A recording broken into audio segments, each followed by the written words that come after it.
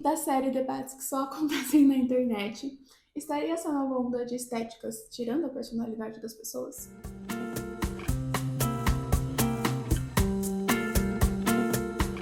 Oi, você pode me chamar de Tris, e eu queria conversar um pouquinho sobre as estéticas e estar cronicamente online.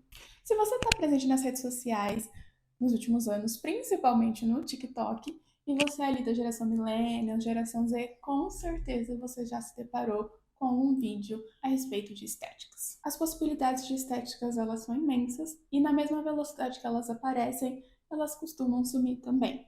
Existem algumas que se tornam um grande foco, tanto na internet como comercial, como foi o caso do Clean Girl, que aí teve a sua duração no seu ápice ali uns 2 anos.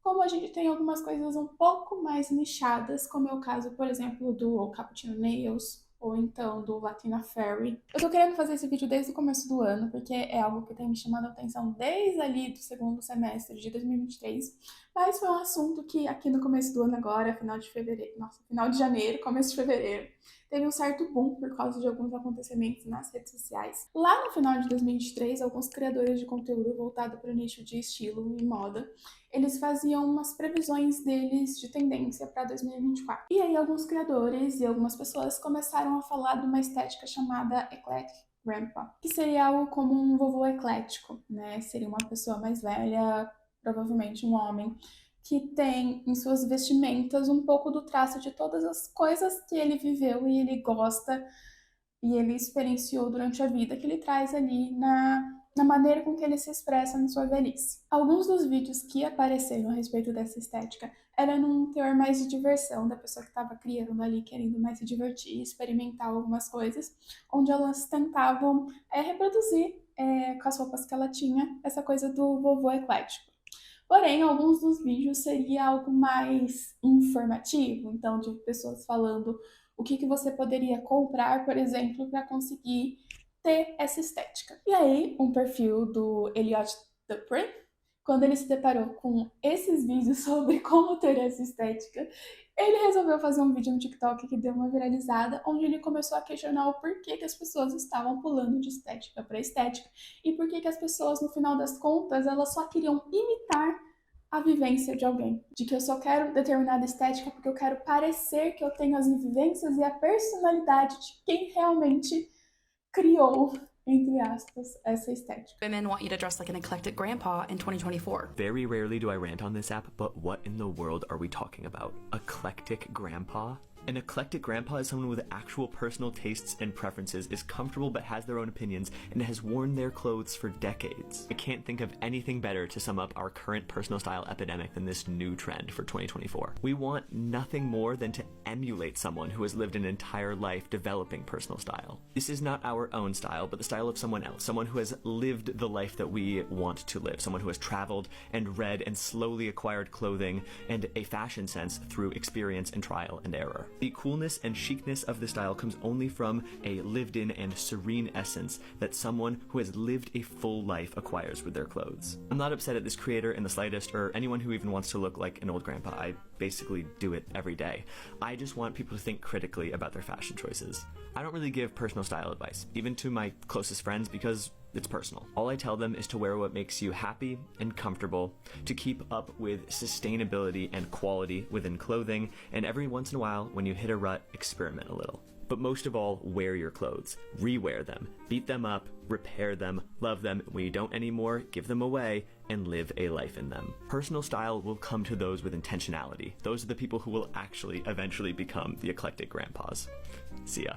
Quando você abre os comentários do vídeo, você vê uma divisão de opinião das pessoas. Então você vê que algumas pessoas elas estão concordando e trazendo ainda mais pontos para o que o Elliot trouxe. E algumas pessoas estão dizendo, gente, calma, não é tudo isso, é só algo divertido, são só roupas, não tem por que a gente talvez transformar isso num grande assunto. O meu objetivo nesse vídeo não é saber qual lado tá certo ou se tem um lado certo, mas é um assunto que tem me trazido muitas reflexões e eu queria trazer essas reflexões para vocês e também ouvir o que vocês têm a dizer a respeito, porque é um tópico que eu tenho gostado muito de conversar com as minhas amigas e eu queria saber a opinião de outras pessoas também. Então, a minha pergunta é: a juventude está perdendo a própria personalidade para as estéticas? A primeira coisa que veio na minha mente quando essa discussão começou a aparecer foi esse livro aqui, The World Atlas of Street Fashion. O The World Atlas é uma série de livros que busca tentar definir e encontrar origem sobre uma determinada temática. Então, obviamente, o do Street Fashion, ele vai falar um pouquinho sobre as modas de rua ao redor do mundo e fala pra gente qual foi a origem e o contexto com que esse estilo, esse movimento, ele surgiu. E uma coisa que particularmente ficou muito clara para mim lendo esse livro é que a moda de rua, os movimentos de moda que aconteceram, eles têm vivências, experiências e contextos sociais para existirem. E aí eu queria trazer alguns exemplos para vocês para conseguir explicar um pouquinho mais sobre isso. O primeiro que eu queria comentar com vocês é o grunge, que é um movimento que surgiu lá na década de 80 e a gente conhece ele muito por causa das bandas que surgiram a partir do movimento. A mais famosa de todas é o Nirvana. A autora, a Caroline Cox, quando ela vai falar sobre a moda de rua do estilo grunge, ela precisa contextualizar um pouquinho a cidade onde o grunge nasceu, que foi a cidade de Seattle, lá nos Estados Unidos.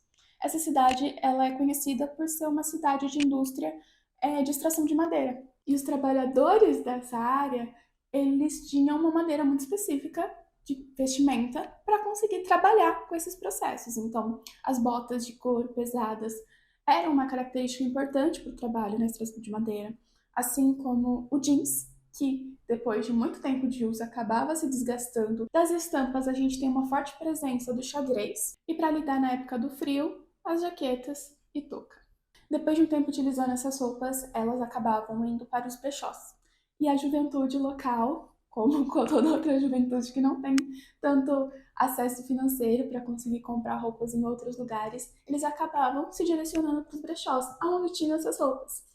Então, quando a gente tem as principais marcas que são conhecidas como marcas do grunge, como é o caso da Filson, Woodbridge e Pedrington, na verdade, no início eram roupas de trabalhadores, eram marcas que tinham o intuito de fazer roupas para trabalhadores. Então, nesse caso, a gente tem o estilo, o movimento sendo originado, sendo criado a partir da realidade de um local.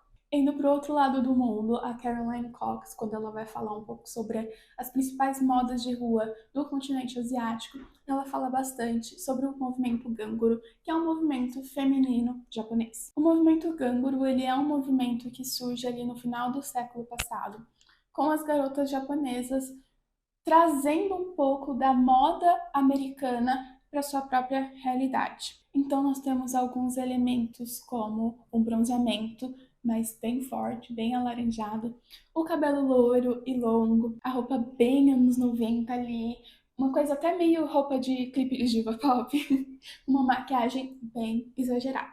E por que dessas escolhas? Por que trazer exatamente essa estética estadunidense? Elas queriam questionar o padrão de beleza japonês da época, então elas queriam ir de contrapartida a tudo que era considerado o bonito em mulheres no Japão.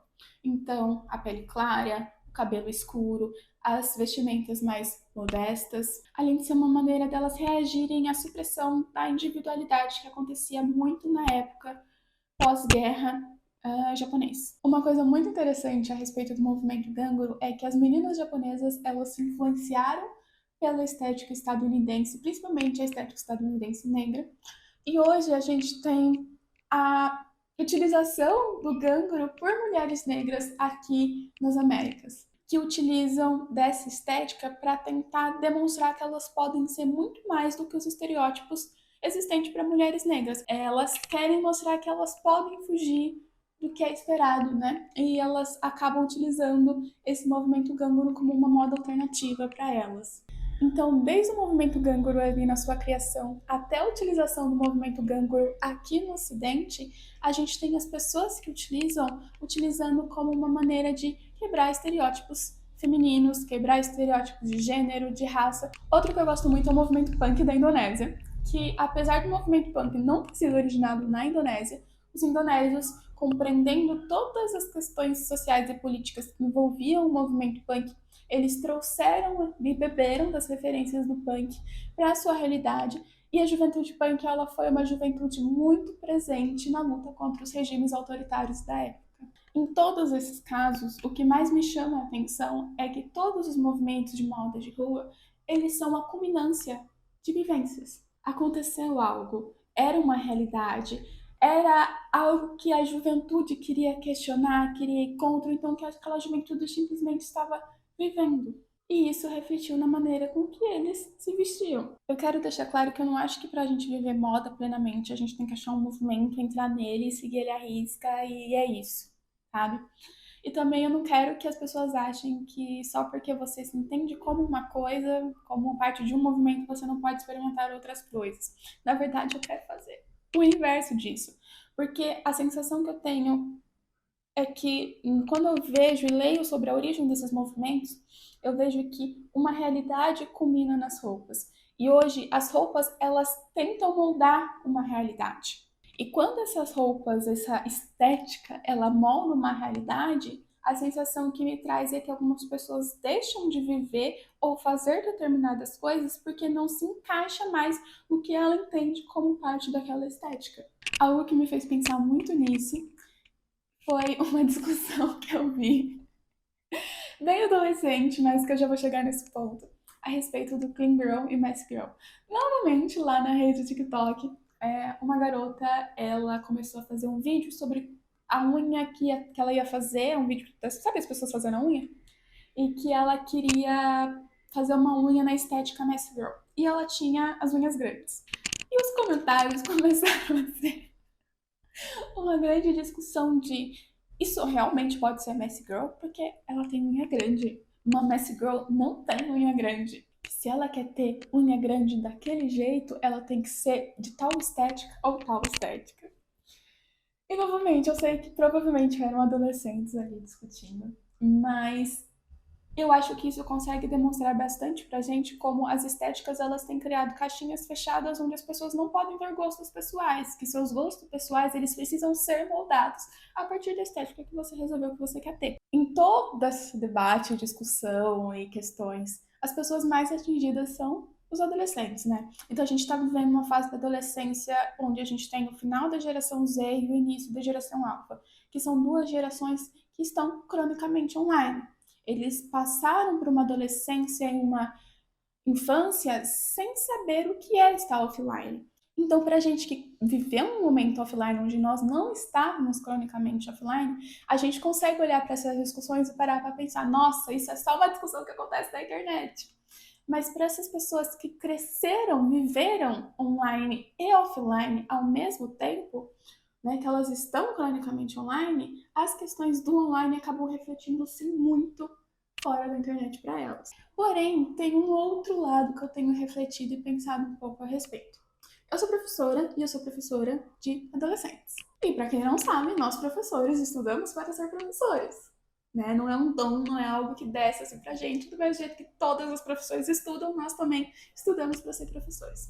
E teve uma disciplina na minha graduação que era a psicologia da adolescência, onde a gente tentava entender um pouco o que algumas vertentes da psicologia falavam sobre a adolescência. E quando a gente tenta entender os processos da adolescência, né, o porquê que os adolescentes têm determinado comportamento, a gente acaba vendo muito a questão da busca por uma identidade mesmo. É na adolescência que esses adolescentes, eles estão realmente passando por um processo de transição e tentando se entender, se descobrir, se localizar no mundo. E é nessa busca que eles acabam pulando de personalidade para personalidade, de estética para estética, de desejos para desejos. E que buscar referências para os adolescentes do que eles querem ser, do que eles querem se tornar, é algo que já existia há um tempo, se a gente parar para pensar. Se você foi uma pessoa que foi adolescente ali nos anos 2000, você provavelmente bebeu muito de referências, seja de coisas como a Capricho, Toda Teen, ou então até de alguns movimentos que existiram, como o emo, por exemplo. Se você viveu a sua adolescência nos anos 2010, como foi o meu caso, talvez você tinha como referência alguns sites online, como o Tumblr, por exemplo, o We Heard It. Então a gente, assim, inspirava muito das coisas que a gente via na internet. O Tumblr, para mim, na minha geração, foi algo que fez com que eu tivesse uma personalidade ali na minha adolescência e quando eu paro para olhar hoje, não faz mais sentido para mim. mas que naquele momento que eu vivi era um momento em que eu conseguia me identificar com algumas coisas, queria fazer parte daquele grupo e que existia um grupo, existiam pessoas vivendo aquilo e pessoas querendo replicar aquelas vivências. E é nesse momento que eu não tenho uma resposta para algumas reflexões. Porque ao mesmo tempo eu fico, ok, esse é o processo da adolescência, a busca por identificação, a busca por personalidade, a busca por se entender e se encontrar no mundo. É um processo da adolescência e das pessoas jovens adultas. Ao mesmo tempo que eu também fico, mas será que o capitalismo e as redes sociais não aceleraram ou intensificaram esse processo de um jeito que ele se torna muito mais nocivo do que positivo pela busca?